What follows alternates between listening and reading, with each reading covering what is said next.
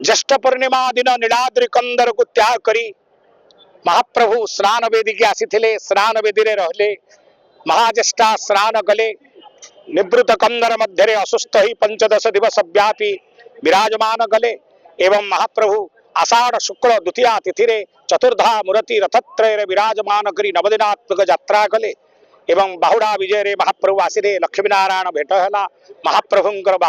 सुनावेश अगणित जनता जनार्दन प्रभु दर्शन कले अधरपणा है समस्त देव सुर गंधर्व किन्नर समस्त शांतृप्ति स्व स्व स्थान को प्रत्यावर्तन कले। आज आषाढ़ शुक्ल त्रयोदशी तिथि आज महाप्रभु नीलाद्रि कंदरानंदी स्वयं नीलाद्रि कंदर को विजय करिवे यहाँ को नीलाद्रि विजय कहा जाए। चतुर्धा मूर्ति कोटि पहंडी क्रमरे महाप्रभु विजय करिवे एवं मान भंजन मध्य करिवे। सामाजिक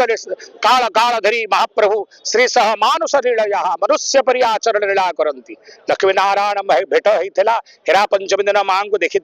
लक्ष्मी नारायण भेट है। आज महाप्रभु गला बड़ू को सिंह द्वार पड़ो जय विजय द्वार द्वार बढ़ीज माँ द्वार खोलिबेनी महाप्रभु प्रतिज्ञा करिवे मु सत्य करुची मु तम पटवस्त्र नानादि अलंकार समस्त नहीं आसी मान अभिमान हम गईठाल फिटिब बाहागर होता गईठाल फिटिनी गईठाल फिटिब रसगोला भोग आज वर्षक गोटे दिन महाप्रभु रसगोला खाती रसगोला जहाँ के आनंदर प्रतीक प्रेमर प्रतीक मीमांसार प्रतीक समस्त मन मालिन्य समस्त मीमांसा होई महाप्रभु रसगोला खाई वंदापना हुई नीलाद्रि कंदर रत्र सिंहासन चका विजय करिवे यहाँ नीलाद्रि विजय कहा जाए।